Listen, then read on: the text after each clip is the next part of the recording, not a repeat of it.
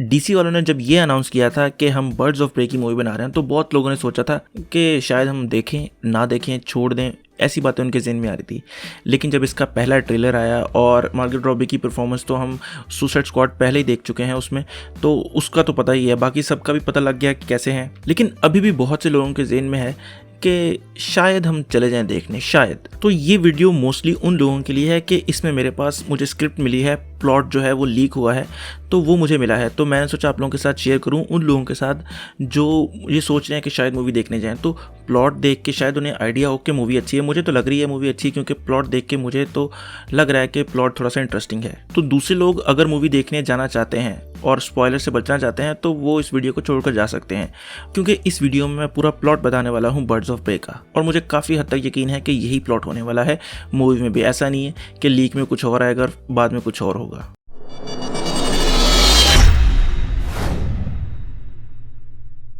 Movie का आगाज़ Harley Quinn से होगा, जो कि एक गाना गा रही है जो कि मार्लिन मोनरो का है। आपको नाम मैं सामने लिख देता हूँ, अब वहाँ से देख लें। और इस गाने को हमने ट्रेलर में भी देखा था और यहाँ से हमें पता लगेगा कि ये सब वो एक फैंटेसी है, यानी कि ख्वाब देख रही है। और वो ये ख्वाब सोते हुए नहीं देख रही, कोई उसे टॉर्चर कर रहा है तो वो बेहोश है, तब वो ये ख्वाब देख रही है। अब हार्ली गाना खत्म करने के बाद वहाँ पर जो ऑडियंस बैठी है उन्हें एड्रेस करते हुए कहती है कि मैं आप लोगों को अपनी स्टोरी बताती हूँ कि मैं इस हालत में कैसे पहुंची। इसके बाद हमें सुसाइड स्क्वाड का आफ्टरमैथ पता चलेगा, जहाँ पर जोकर और हार्ली गॉथम में आते हैं वापस, और वहाँ पर एक डिलीटेड सीन है जैरेड लेटो का, जिसमें वो ये दिखाते हैं कि किस तरह का अब्यूजिव बिहेवियर था जोकर का हार्ली क्विन की तरफ, यानी कि किस तरह का उनका रिलेशन था। तो फिर दिखाते हैं कि उनके दरमियान ब्रेकअप होता है और हार्ली को वो उसके घर से निकाल देता है और उसको कुछ सामान दे देता है जो उसका था। अब हार्ली घर से बेघर हो चुकी है और उसके पास थोड़ा सा सामान है, तो वो घूमते फिरते एक रेस्टोरेंट में पहुंचती है, जहाँ पर एक बूढ़ा सा आदमी जिसका वो अपना रेस्टोरेंट है।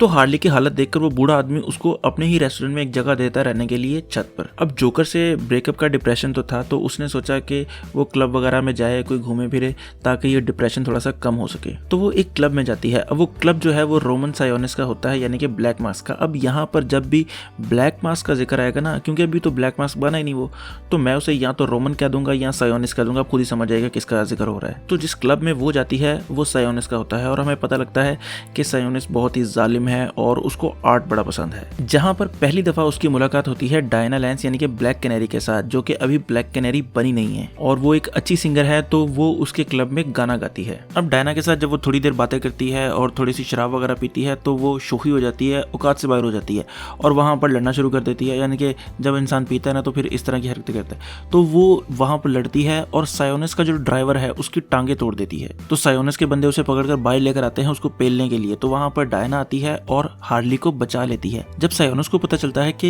यहाँ पर जो लड़की गाती है गाना वो अच्छी फाइटर भी है, तो वो उसको अपना ड्राइवर बना लेता है, यानी कि डायना अब सायोनिस की ड्राइवर है। तो डायना हार्ली को अपनी गाड़ी में बिठाती है और जहाँ पर उसे उतरना होता है, यानी कि उसके घर में रेस्टोरेंट में, वहाँ पर वो उसे उतारती है। और इसके बाद हार्ली डिसाइड करती है कि अपनी ज़िंदगी को पूरी तरह नए तरीके से शुरू किया जाए, तो वो अपने बाल भी काटती है, एक जो है हायना अडॉप्ट करती है जिसका नाम वो ब्रूस वेन से ब्रूस रखती है, और जिस शॉप से उसे अडॉप्ट करती है वो उस शॉप के ओनर को कत्ल भी करती है, यानी कि हायना ही खुद ही कत्ल कर देता है, और अपने गले में जो उसने मिस्टर जे का जो जे वाला लॉकेट पहना है वो भी उतार कर फेंकती है। और इससे भी ज़्यादा हैवी काम वो ये करती है कि वो एस केमिकल्स की बिल्डिंग को उड़ा देती है, यानी कि जहाँ पर वो पहली दफ़ा उसके चक्कर में पड़ी थी ना जोकर के, तो वो एस केमिकल की बिल्डिंग को उड़ा देती है, सिंबॉलिकली ये बताने के लिए कि उसका और जोकर का ब्रेकअप पक्का पक्का हो चुका है। अब आता है यहाँ पर हमारे पास एक और कैरेक्टर जो कि है रेने मोंटोया का, जो कि एक पुलिस ऑफिसर है जीसीपीडी में। वो ये जब देखती है कि एस केमिकल की बिल्डिंग में पहुँचती है, जब वो ये देखने के लिए कि क्या हुआ, तो उसे पता चलता है कि यार जोकर का और हार्ली का ब्रेकअप हो गया है। तो वो सोचती है कि हार्ली को मैं पकड़ती हूँ, क्योंकि अब ये दोनों अलग-अलग हैं तो इसको पकड़ना आसान होगा। इसके बाद नया कैरेक्टर आता है कैसेंड्रा केन का, जो कि एक थीफ है, यानी कि गलियों में घूमती है, चोरी करती है, और उसको सायोनिस एक टारगेट देता है कि एक डायमंड चोरी करना है उसने कहीं से, और विक्टर जैस को कहता है कि जब ये डायमंड चोरी कर ले तो इससे वो डायमंड तुमने मेरे पास लेकर आना है। लेकिन वो दोनों को डबल क्रॉस करती है और वो डायमंड को लेकर भाग जाती है ताकि उसे ज़्यादा पैसों में बेचकर मुनाफा कमाए। खैर लेकिन वो ज़्यादा दूर नहीं भाग पाती और पुलिस उसे पकड़ लेती है। लेकिन मज़े की बात यहाँ पर यह है कि जब उसे पुलिस पकड़ लेती है तो वो बुखलाहट का शिकार हो जाती है और इस परेशानी में वो डायमंड को निगल जाती है, यानी कि डायमंड जो है वो अपने पेट के अंदर ले लेती है। दूसरी तरफ हार्ली एक बर्गर शॉप से बर्गर लेकर निकल रही है, तो रेने मोंटोया वहाँ पर पहुंच जाती है। उसे देखकर हार्ली दौड़ लगाती है, लेकिन वो उससे भाग ही रहती थी कि वहाँ पर दूसरे सायोनिस के थग्स आ जाते हैं, जिनमें वो ड्राइवर भी शामिल था, यानी कि एक किस्म का बदला लेने आते हैं। अब वो ड्राइवर वैसे व्हील चेयर पर है, तो वो उनसे भागती है, तो वहाँ पर उस दुकान वाले का भाई आ जाता है जिसको हायाने ने मार दिया था ना, उसका भाई आ जाता है बदला लेने के लिए कि इसने मेरे भाई को मारा है। तो वो कुछ के साथ तो लड़ाई करती है, कुछ को मारती है, लेकिन बहुत ज्यादा थग होते हैं तो वो उसे पकड़कर ले जाते हैं सायोनिस के पास। इसके बाद हम देखते हैं कि सायोनिस एक फैमिली को टॉर्चर कर रहा है और वहां पर डायना भी खड़ी है। तो वहां पर विक्टर ज़ेस आता है और उसको कैसी के बारे में बताता है कि उसने किस तरह उन्हें डबल क्रॉस किया है और वो डायमंड लेकर भाग गई है। तो ये खबर सुनकर उसे गुस्सा आता है और वो फैमिली को अच्छा खासा पेलता है और उन्हें कत्ल कर देता है। जब डायना को ये बात पता चलती है कैसी वाली, तो वो रेने मोंटोया को मैसेज करती है सारी सिचुएशन का, यानी कि ये हमें पता चलता है कि वो रेने मोंटोया के साथ मिली हुई है और वहाँ पर सिर्फ एक मोल का काम कर रही है सायोनिस के साथ। और यहाँ पर ख़त्म होता है हार्ली क्विन का जो ड्रीम है। और जिस गाने का मैंने पहले जिक्र किया, उस गाने के बाद वो अपनी ऑडियंस को बता रही होती है ना सारी कहानी, तो वो ऑडियंस से कहती है कि चलो भाई कहानी यहाँ पर ख़त्म हुई, अब सारी मूवी देखो।